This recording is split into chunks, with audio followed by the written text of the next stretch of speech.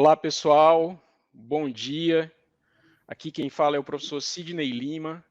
Eu sou professor do Departamento de Engenharia de Produção da Universidade Regional do Cariri. A Universidade Regional do Cariri está participando da organização dessa edição do SENGE, né, com muito orgulho. E eu estou aqui para trabalhar nessa nossa palestra como moderador, né? Então, o palestrante é o professor Luiz Satoru Oki, que é da Universidade Federal Fluminense, né? E a palestra é intitulada Cidades Inteligentes e Digitais. Professor, a gente agradece a sua disponibilidade, né, a sua colaboração com o evento. Desejo boas-vindas e fico à disposição para gerenciar as mensagens, as perguntas que vão vir pelo chat, né? Qualquer necessidade. Eu agradeço, um bom dia, uma boa palestra, professor. Tá ok. Obrigado, Sidney, e aos demais colegas que estão organizando esse evento. Mesmo de forma remota, é um prazer estar presente a mais essa conferência de vocês, né? E vai ser um prazer também fazer parte, ter uma pequena participação, né, no evento de vocês aí. Eu sou o Luiz Satoru Oshi, do Instituto de Computação da Universidade Federal Fluminense. Para quem não conhece, a UF fica sediada em Niterói, em Rio de Janeiro, tá? E eu sou vinculado ao Laboratório de Inteligência Computacional aqui da UF. Então, nessa apresentação de hoje, a gente vai falar um pouco de um dos temas que a gente tem trabalhado bastante, que é a parte de Smart and Digital City, tá? Focando também a questão de sustentabilidade e meio ambiente aqui, tá? Esses são meus endereços para contato, quem tiver interesse.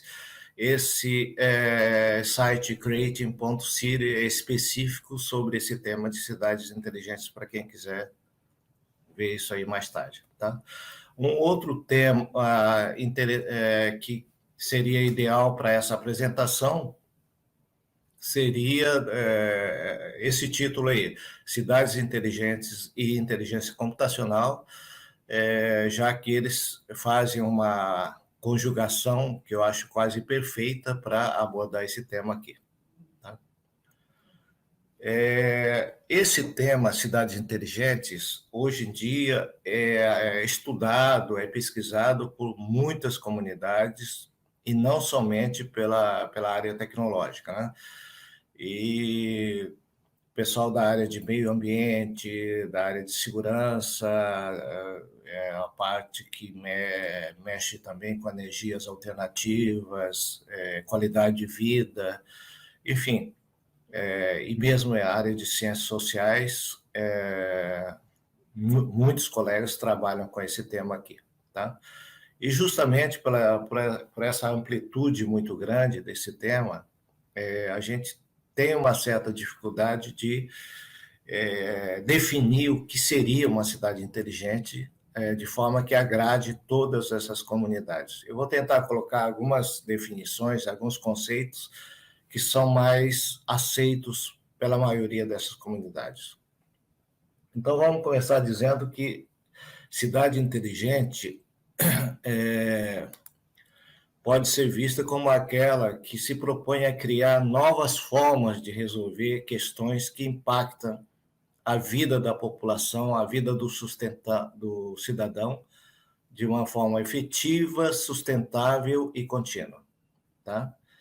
É importante salientar que muitas das ações dentro desse contexto de cidades inteligentes são realizados de forma descentralizada. Isso, durante a apresentação, a gente vai focar bastante aqui.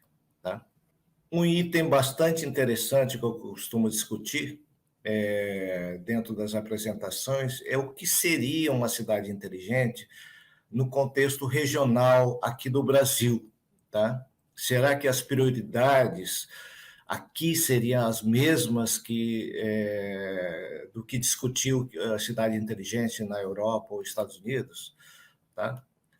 Mas, independente do caráter regional, a gente, quando fala em cidades inteligentes, a gente sempre tem que levar em conta alguns aspectos, algumas características.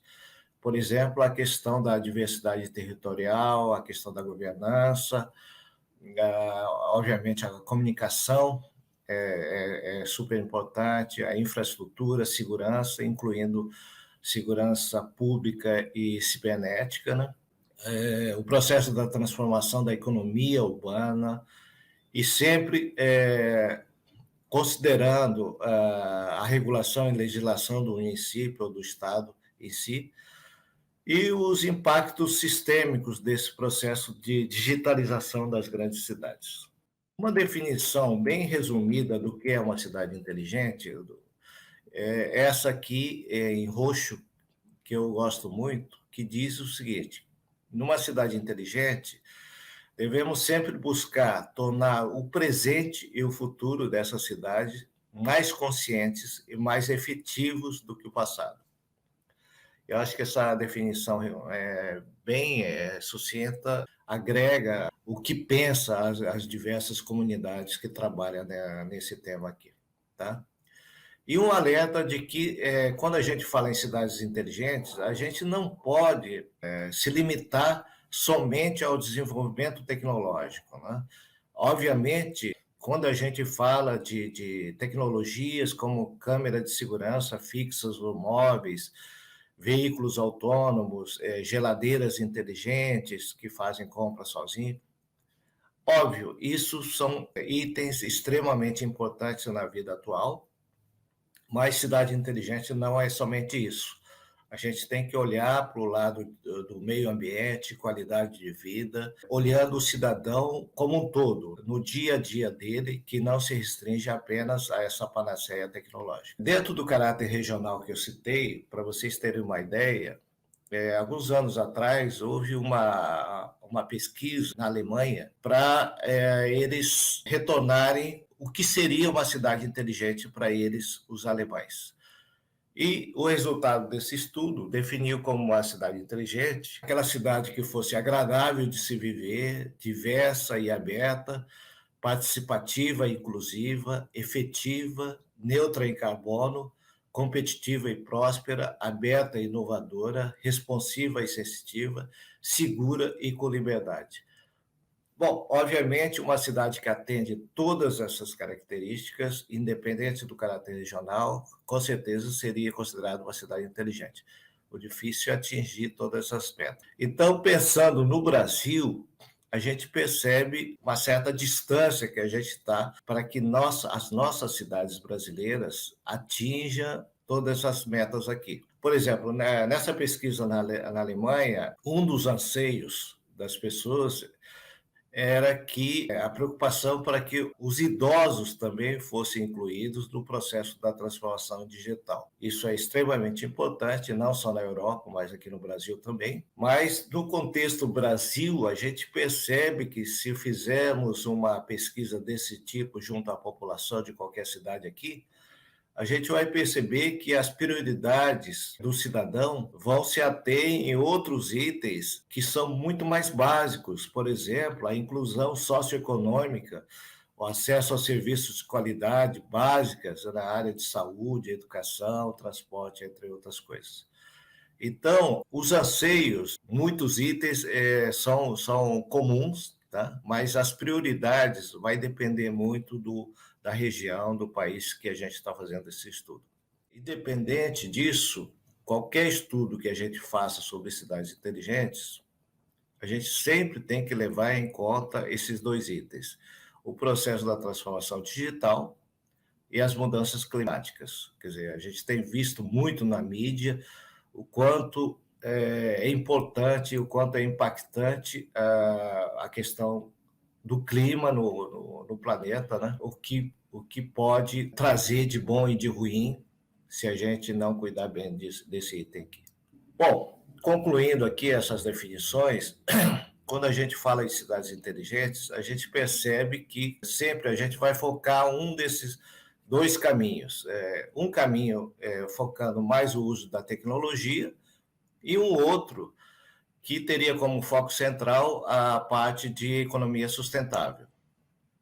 Quando a gente opta por uma ou outra, a gente não está excluindo o outro item, apenas a gente está trocando a posição do protagonista para um caminho ou outro. Bom, esse tema é muito amplo, como eu disse, muitas comunidades heterogêneas estudam esse tema hoje em dia, a gente podia ficar horas comentando sobre isso aí. Então, eu vou parando por aqui, falando sobre outros itens.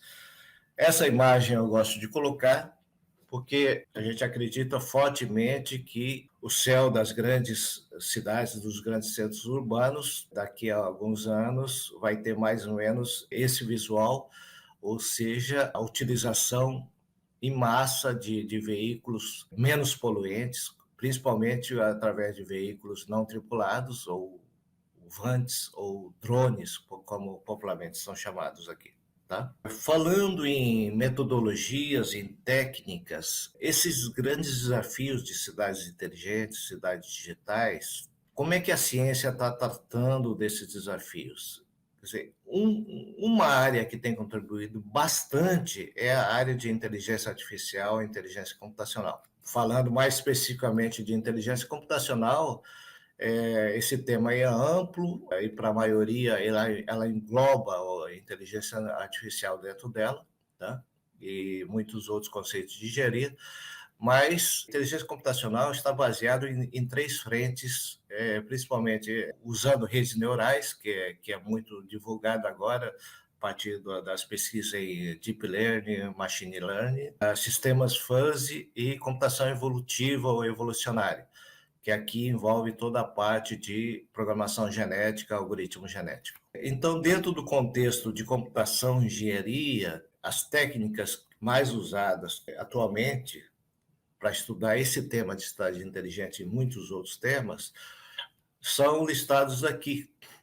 A mais conhecida são as redes neurais, tanto em versões isoladas como agregadas a outros algoritmos inteligentes, né? Os algoritmos genéticos ou programação genética, né? Os algoritmos evolutivos ou evolucionários, versões mais sofisticadas dele, como o BRKGA, e outras que são menos conhecidas pela população, fora da área tecnológica, mas que na prática têm apresentado resultados muito bons, são extremamente competitivos para resolver muitos problemas complexos, né? Aqui está uma lista dele. Daqui, o que talvez seja mais conhecidos é Simulate Anine, que é bem antigo, né? E algumas baseadas em conceitos da natureza ou biológica, como algoritmo genético, redes neurais, nuvens de partícula que simula o voo de pássaros, né? A parte de colônia de formigas, que também simula o comportamento de um formigueiro, que, trazido para um algoritmo computacional, tem trazido impactos bem positivos no sentido de tornar esses algoritmos mais eficientes, tá? O que essas técnicas têm de comum são módulos de inteligência que eles agregam. Então, eles são algoritmos que conseguem aprender durante a execução deles para resolver algum problema, né? Usam vários tipos de memória, tá?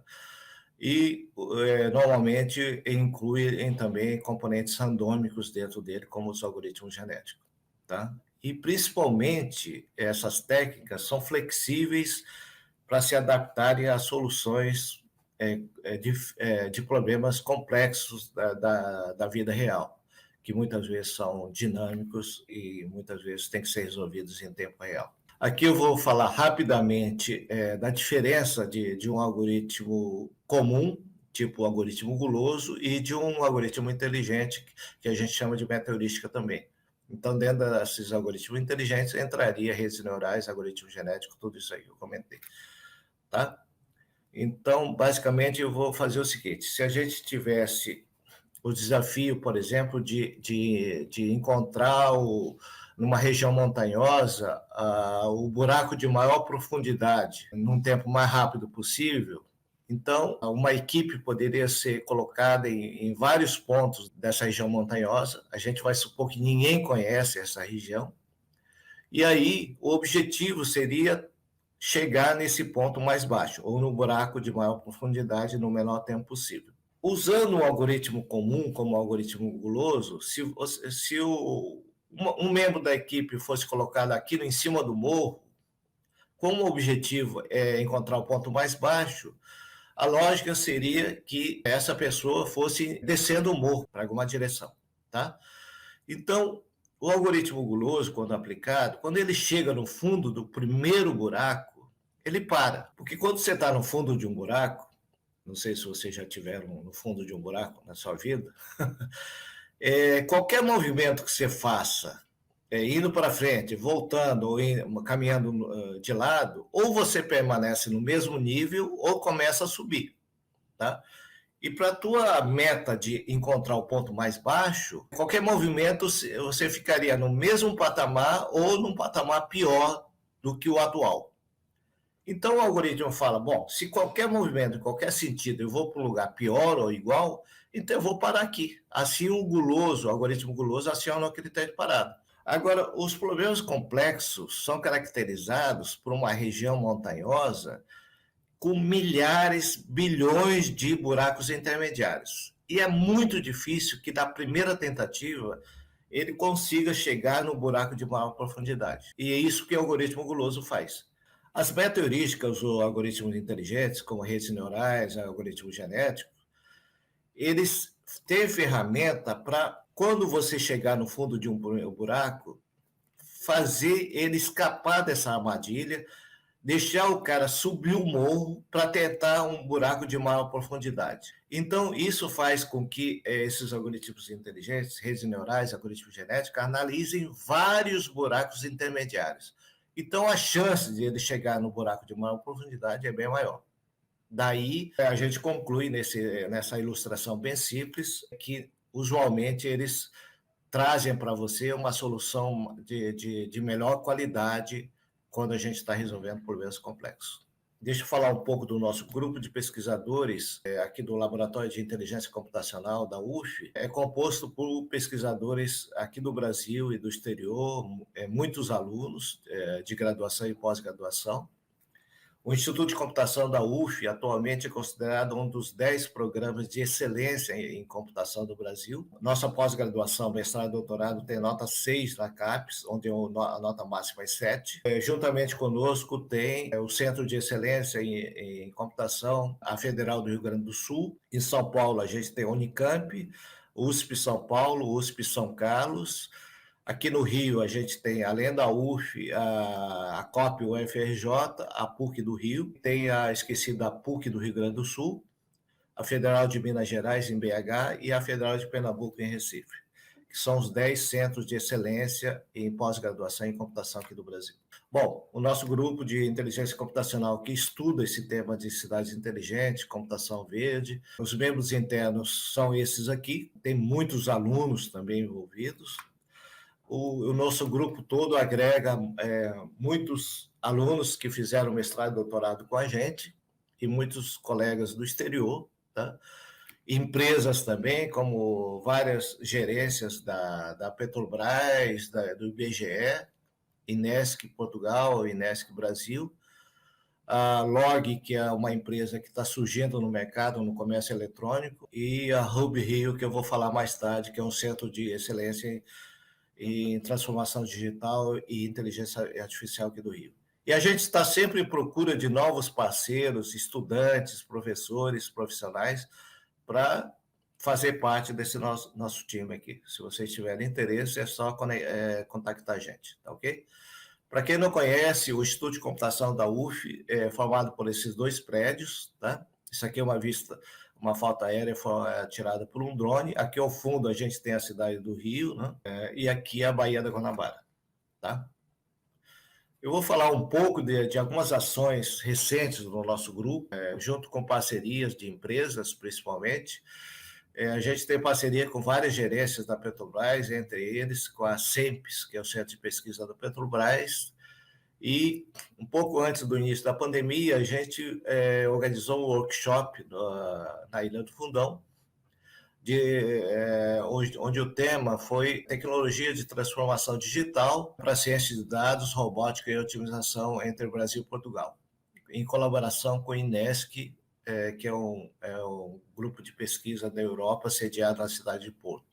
Tá? Esses eventos são muito importantes para divulgar as tecnologias de cada grupo. A gente falou sobre cidades inteligentes, cidades sustentáveis na época. E dentro desse contexto de cidades inteligentes, tem muitas aplicações que interessam para as empresas, como a empresa da área de óleo e gás, porque tem muita coisa para fazer, principalmente usando mecanismos de engenharia e usando drones, que são os veículos aéreos não tripulados.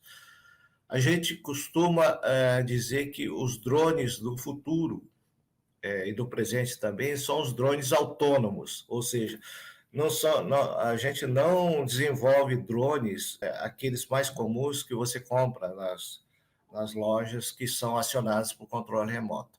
Ou seja, os drones profissionais, vamos dizer assim, são os autônomos que embute dentro dele um sistema inteligente, fazendo com que ele próprio escolha as rotas, altitude, velocidade, escapar de obstáculos através de processos de visão computacional. Tá? Esses são os aparelhos que a gente desenvolve e trabalha aqui. A gente tem parceria com órgãos públicos, como a Casnave Marinha, com prefeituras. Esse aqui foi um workshop com a prefeitura de Niterói, na parte de mobilidade social e mobilidade urbana. Tá? E decorrente disso, a gente tem hoje alguns colegas da prefeitura trabalhando, fazendo pós-doutorado. E também, no contexto de cidades inteligentes, um segmento extremamente importante é a área de segurança, a área de defesa. E dentro desse contexto, a gente tem parceria com a Polícia Federal, incluindo a Polícia Federal de Brasília e da Paraíba, tá? Através de um projeto CAPES. A ideia desse projeto, que começou agora em 2021, que vai durante 4 anos, seria detectar irregularidades em obras públicas de engenharia. Né? Aí envolve conceitos de otimização, envolve muito conceito de inteligência artificial, deep learning, machine learning, visão computacional, uso de drones, tá? Computação de alto desempenho, engenharia de materiais, direito forense, essas coisas todas. Basicamente, isso envolve perícias da Polícia Federal em obras públicas já concluídas para detectar fraudes, superfaturamento, essas coisas que a gente ouve bastante, infelizmente, aqui no Brasil. E quem tiver interesse, a gente tem bolsa de mestrado e doutorado para trabalhar nesse segmento dentro desse projeto. A Polícia Federal, hoje em dia, faz muito uso de robôs e drones aéreos para auxílio, para apoio e inspeção em vários serviços aqui. É uma parceria extremamente importante que a gente está começou ano passado, é com a empresa Log. Para quem não conhece, a Log é uma empresa especialista em fazer entregas de compras feitas pela internet. A previsão é que essa empresa, dentro de alguns anos, seja a maior do Brasil, substituindo os serviços dos Correios, que infelizmente é cara. Você enviar alguma coisa pelo correio é caro, é demorado e não é tão eficiente. Tá ok? A Log trabalha bastante com outras empresas, como a Americana.com, como Mercado Livre, Amazon, para fazer entregas. A empresa só tem o serviço de entregas e devolução de mercadorias, tá ok? E oferece também programas de bolsas junto às universidades. A empresa bolsa de iniciação científica e mestrado também. Tem outras parcerias também, por exemplo, aqui no estado do Rio, a empresa de saneamento e água, a SEDAI, foi vendida agora no início do ano, e uma empresa privada que adquiriu ele foi a EGEA, que hoje é a maior empresa privada de saneamento aqui no Brasil. A gente está começando parceria com eles e está sendo bastante promissor aqui. Tá? parcerias com o IBGE, com outras empresas também, que a gente tem mais de 10 anos aqui, usando tecnologias da área de computação e engenharias aqui, tá? Aqui no estado do Rio, a gente criou, no final de 2019, início de 2020, o Hub Rio. O que é o Hub Rio? Hub Rio é um centro de excelência em transformação digital e inteligência artificial. O comitê gestor é gerenciado por algumas universidades, a UFRJ, né, que tem o Guilherme da COP Sistemas, a PUC do Rio, através da professora Marley, da Engenharia Elétrica, a Fiocruz, também, que é algo super importante na área de saúde. Aqui está um dos epidemiologistas mais conhecidos aqui no Brasil, que é o Roberto Medronho, tá? E tem a participação de colegas do Laboratório Nacional de Computação Científica, o LNCC de Petrópolis, e a UF também faz parte desse comitê gestor aqui, tá? A gente tem feito bastante coisas em várias áreas, como na área de Covid, que a gente tem vários projetos junto aos órgãos de fomento. A parceria nossa em cidades inteligentes também vai com parceiros do exterior, principalmente com as universidades francesas.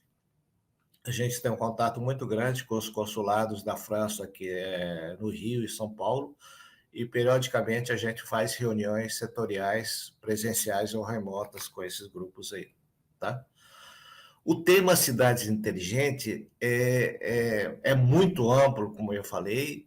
Por exemplo, só nos últimos 12 meses, a gente proferiu mais de 30 palestras para universidades, para conferências, para congressos, para empresas, e também a Academia Brasileira de Ciências começou a incluir esses temas dentro da série de apresentações dele. Isso aqui foi uma palestra que a gente participou em 2020, no final de 2020. Tá?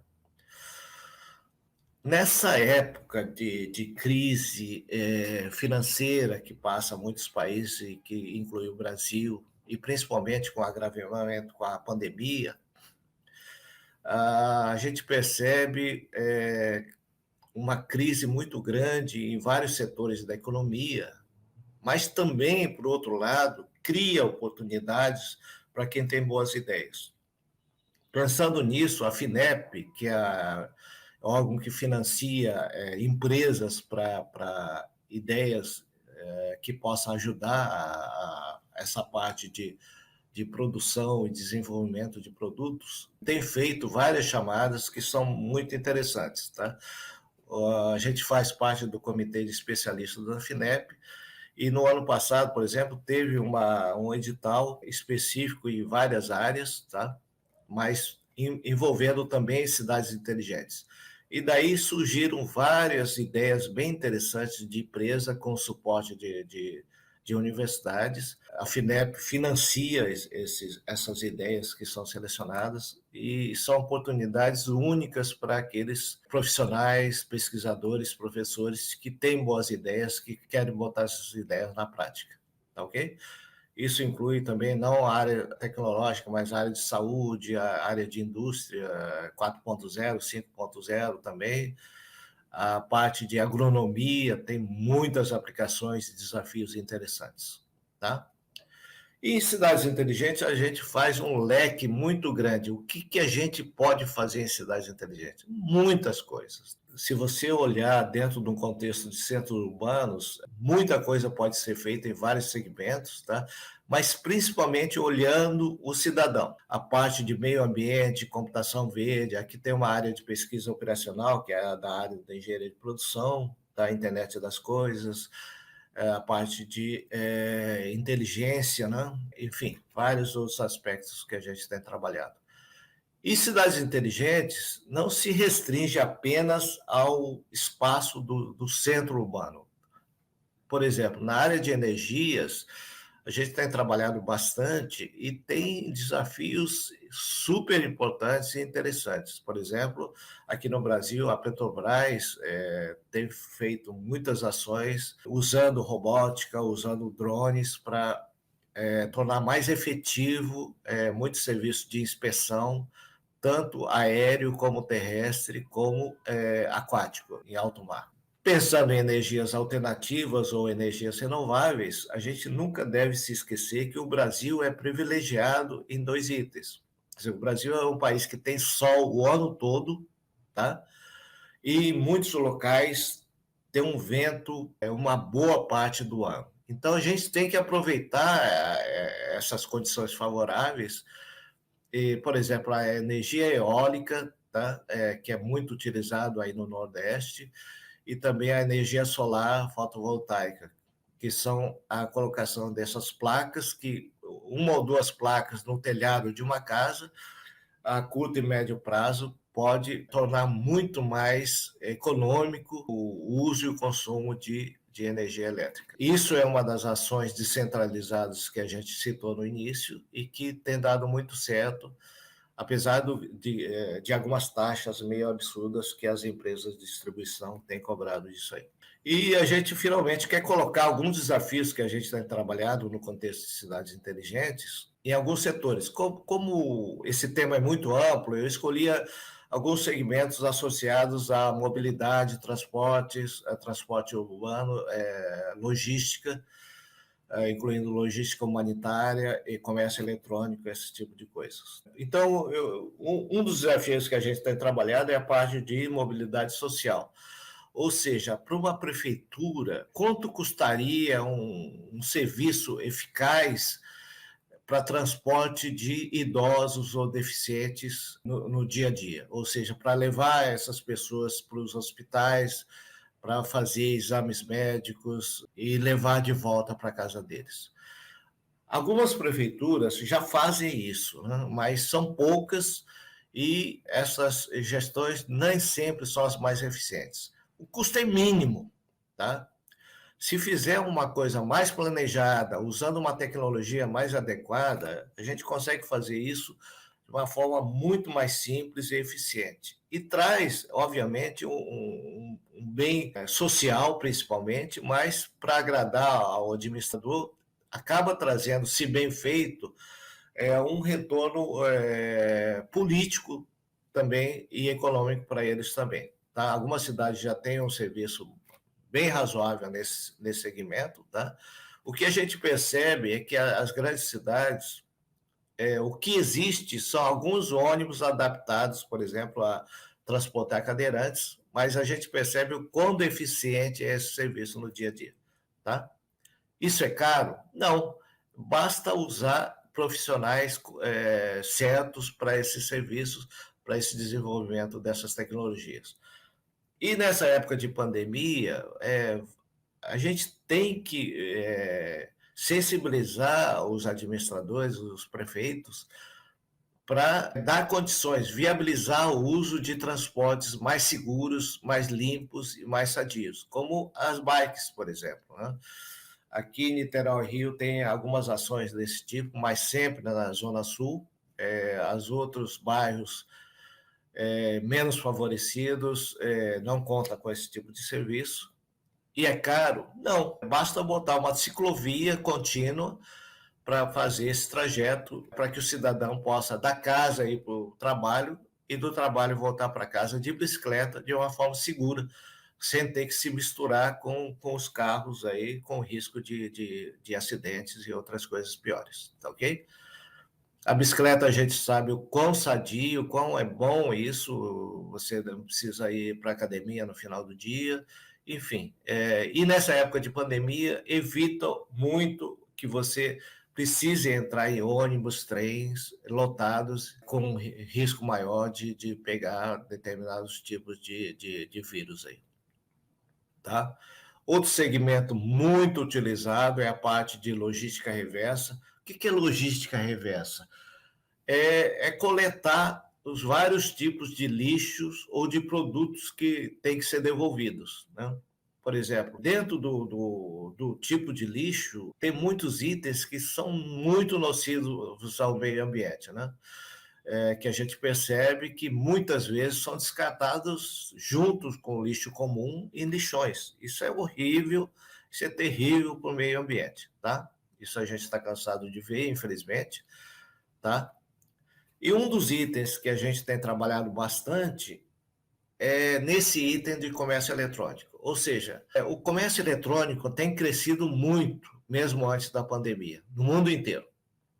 Só que durante a pandemia, com a limitação das lojas presenciais, a gente percebeu que muita gente que nunca havia comprado produtos pela internet passou a comprar, por pura necessidade, tá?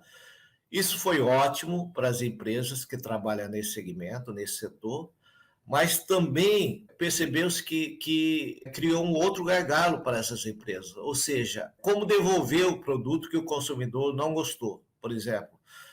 Alguma coisa, um produto que veio com defeito ou que veio errado, simplesmente ele quer devolver e ele tem esse direito de devolver durante alguns dias. Ou seja, no estudo feito no mundo inteiro, a gente percebeu que cerca de 30% dos produtos comprados pela internet são devolvidos. E uma característica importante é que as mulheres são as que mais devolvem esses produtos. Ou seja, isso equivale para as empresas um custo de cerca de 8 a 15% dentro do custo de logística e transporte, para devolver, para pegar de volta esses produtos e levar para a indústria de origem, tá? Para reciclagem, para conserto ou simplesmente para descartar. Isso cria uma tomada de ação, uma gestão necessidade de uma gestão eficiente, uma logística eficiente, para que esses custos sejam reduzidos.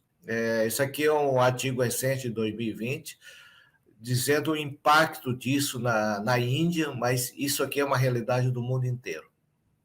O comércio eletrônico trouxe muita vantagem para as empresas, mas também criou esse gargalo de ter que gerenciar o recolhimento de cerca de 30% desses produtos, tá? Atualmente, isso aqui no Brasil é feito em grande parte pelos Correios, ou seja, você compra alguns produtos de pequeno e médio porte, você devolve pelo Correio, tá? Você tem esse direito sem pagar nada, mas existem casos em que não é possível. Por exemplo, você compra uma geladeira e quer devolver, não é o Correio que vai fazer isso, tá? Além do que o custo do Correio é muito alto e o Correio é muito demorado. O outro desafio seria pensando em outros problemas que comumente aparecem dentro das grandes cidades, como a área de segurança pública, como melhorar a segurança pública em vias públicas, por exemplo. A gente tem trabalhado bastante com o uso de drones, tanto fixos como móveis, tá? Biometrias mais eficientes. Por exemplo, você sabia que uma biometria muito mais eficiente, eficaz do que o dedo das mãos e a íris é a biometria pela orelha? Isso é uma coisa simples que até muitos pesquisadores, inclusive aí do Nordeste, têm desenvolvido, têm trabalhado, porque essas biometrias clássicas dos dedos e da íris, com o passar com a idade das pessoas, acaba trazendo alguns erros ou alguns problemas de reconhecimento. E a orelha não. A diferença no reconhecimento da orelha de um recém-nascido e de um idoso é unicamente o tamanho da orelha, tá? Todas as outras características são preservadas. Então é muito mais eficiente. Então, se a gente pensar em fazer o reconhecimento através de uma biometria ou de várias biometrias, através de tecnologias mais eficientes, como via orelha, e usando drones, ou seja, o drone passando com 2, 3 metros de altitude, ele consegue reconhecer numa praça pública, com muita gente presente lá, detectar pessoas que estão sendo procuradas, né? Um bebê que sumiu da maternidade, uma pessoa que por problemas mentais desapareceu de casa, uma pessoa procurada pela polícia, enfim, o reconhecimento no estádio de futebol, detectar pessoas que são proibidas de assistir futebol, é de muita valia e muito eficiente, tá? E isso tem sido desenvolvido na Europa, em alguns lugares, e o Brasil tem total condições, tecnologias para implementar essas ações. Ok? Na área de logística, transporte, a logística comunitária, como eu falei, dentro desse Hub Rio nosso, a gente tem trabalhado bastante com o uso de inteligência artificial, inteligência computacional, para tratar, para dar apoio, para dar um ferramental maior para a área de saúde, a área médica, principalmente nessa época de pandemia. E o uso de drones. O uso de drones é geral, ela contempla todos os segmentos da área de cidades inteligentes. Como eu falei, a área de segurança pública também. Eu vou falar um pouco desse desafio específico sobre drones, que a gente tem trabalhado bastante, que também recebe o nome de VANTs, que é veículo aéreo não tripulados. Tá? Você sabe que os drones são muito usados hoje em dia pelas grandes empresas também, mas também por empresas de pequeno porte. Eu fiz questão de mostrar essa aqui, de uma padaria da cidade de São Carlos, que é uma cidade de 100 e poucos mil habitantes no interior de São Paulo, que faz uso de drones para entregar alguns produtos aí para a residência das pessoas, tá? Ok? E principalmente na área de saúde, desculpa, esse aqui é da empresa, principalmente na área de saúde e na área de segurança, é fundamental o uso desses veículos aéreos não tripulados. Por quê? Eles são mais rápidos, porque nas grandes cidades você leva um tempo grande para ir de um ponto para outro. Por exemplo, para levar órgãos para serem transplantados, atravessar uma cidade como São Paulo, Rio, é muito complicado, tá? Você demora muito. Se você utilizar um veículo aéreo tripulado, como helicóptero, sai muito caro. Então, por que não usar drones? Que é rápido, porque ele anda em linha reta, voa em linha reta. Por enquanto, não tem engarrafamento aéreo, vamos dizer assim. E a polícia tem feito bastante uso, mas tem que fazer um uso mais frequente e de maior dimensão para seus diversos atividades de busca, apreensão e localização. Na área de energia, óleo e gás, isso tem sido bastante usado já, usando drones autônomos para fazer serviço de inspeção aérea, por exemplo. Isso aqui, se você usasse helicóptero aqui para fazer inspeções em redes elétricas, seria muito custoso, mais demorado e colocando em risco a tripulação, tá? Se o helicóptero cai, tem perda de vida. E aqui não. A única perda seria do material, tá? E é muito mais rápido, muito mais barato e é mais eficiente. O drone também é muito acessível a áreas de mata fechada, onde veículos de grande porte não teriam acesso, tá? Meio ambiente, área de agricultura, né? Em alguns estados, como Mato Grosso e Paraná, já tem feito uso disso, tá? E nessa época de pandemia, os drones têm feito muitos serviços interessantes, como até medir temperatura da população que está nas ruas, tá? E voltando principalmente para as polícias, é extremamente eficiente o uso de drones para localizar foragidos, pessoas que estão desaparecidas. Ou seja, localizando o alvo, ele entra em contato com a brigada terrestre, por exemplo, para conseguir capturar esse indivíduo. Tá? E para localizar plantações ilícitas também é muito mais fácil, muito mais barato e eficiente. E mais seguro. Porque muitas vezes, por exemplo, em comunidades aqui do Rio, por exemplo, para localizar foragidos, helicópteros da polícia são abatidos por tiro, né? Isso tem um risco de vida para a tripulação do helicóptero, além de ser muito caro.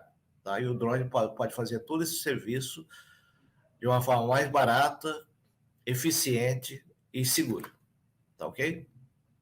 E também para esses incêndios lamentáveis que a gente teve no ano passado, se fizesse maior uso, seria bem mais eficiente. Tá?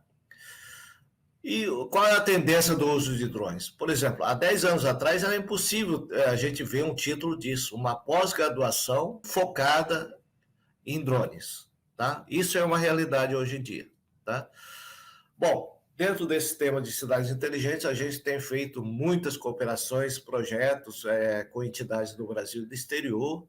Alguns eu citei aqui, né?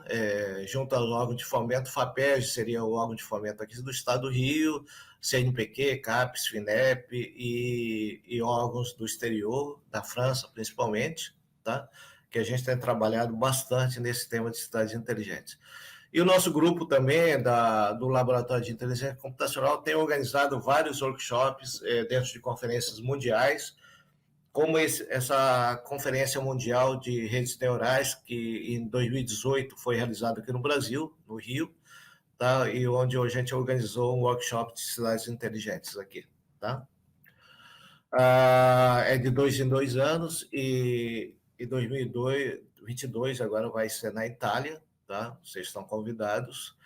Esse é o maior evento de inteligência computacional do mundo. Tá? E em outras áreas, como computação de alto desempenho, a gente tem participado dentro desse sistema de cidades inteligentes, fazendo o uso de computadores vetoriais ou de execução em ambientes CPU e GPU, que é bastante usado hoje em dia. Tá? E vários eventos aqui. Quem tiver interesse nesse tema, dá uma olhadinha nesse site, que não está muito atualizado, mas é só sobre cidades inteligentes que a gente tem, é creating.city. No final de 2019, a gente publicou um livro sobre cidades inteligentes, cidades digitais, pela Springer. Esse livro deu um retorno bem positivo, até para surpresa nossa. Com 2 meses de lançamento, a gente tinha cerca de 4.600, quase 4.700 compras em versões digitais. Isso foi bem prazeroso para a gente. E a gente trabalha também muito em energias limpas, energias do futuro. Isso aqui foi um trabalho de pós-doutorado nosso, do aluno nosso, junto à FAPERJ, que foi capa da revista deles aí. Quem que tiver interesse é só entrar nesse site que você consegue ver sobre isso. E uma parceria extremamente importante nossa é com o grupo de robótica do Instituto Militar de Engenharia, do IME, que é coordenado pelo nosso parceiro Paulo Rosa. O IME, basicamente, eles desenvolvem robôs, robôs terrestres, fazem competições mundiais de robôs aéreos, que são os drones, principalmente os drones autônomos, tá? Eles constroem esses drones. Então, basicamente, esse parceiro nosso mexe mais com a parte de hardware, e o nosso grupo Labic mexe mais com a parte de software, ou seja, o sistema inteligente que vai dentro desses robôs, dentro desses drones aí. Aqui, basicamente, a gente fala como gerar roteiros, como embutir um sistema inteligente dentro dos drones, para que eles, os próprios drones, eles escolham os roteiros de uma origem para um destino, ou seja, evitando voar em áreas proibidas, evitando obstáculos como prédios, né, edifícios, gerenciar velocidade, altitude, essas coisas todas. E a gente usa que tecnologia? Usa redes neurais, usa deep learning, machine learning, visão computacional, algoritmo genético, programação genética, esse tipo de coisa. E tem várias tecnologias que servem tanto para transportes terrestres tripulados, como uma frota de caminhões, como para uma frota de drones. A tendência são as tecnologias híbridas, ou seja, conjugando vários algoritmos num único algoritmo. Vou dar um exemplo. Em machine learning, deep learning e outras técnicas, se usa muito redes neurais junto com algoritmo genético. Ou seja, por exemplo, o algoritmo genético pode servir para calibrar os parâmetros da rede neural, ou o inverso, a rede neural para treinar alguns parâmetros de algoritmo genético. Conjugando vários algoritmos inteligentes ou meta-heurística num só, ou conjugando métodos exatos e métodos exatos são métodos de otimização, né? Com esses algoritmos inteligentes. Aqui são algumas publicações do nosso grupo recentes, né? A maioria dentro do contexto de cidades inteligentes. Isso mostra o quão efetivo eles são. E uma outra tendência legal é você trabalhar em algoritmos paralelos, mas não em ambiente CPU somente ou só usando placas gráficas. Isso já é muito comum. tá? Isso, se você der para um sobrinho seu de 8 anos, ele faz isso. O legal agora, pessoal, é fazer um algoritmo paralelo que trabalhe parte em CPU e parte em GPU, tá? Por exemplo, usando a linguagem CUDA. Ou seja, que parte do algoritmo é melhor fazer em CPU e que parte do algoritmo é melhor executar em GPU. Ou seja, como aproveitar bem o potencial de CPU e GPU. E esse aqui, finalmente, é a nossa propaganda. Quem tiver interesse, entre em contato com a gente, tá? A gente tem o maior interesse de receber vocês aqui.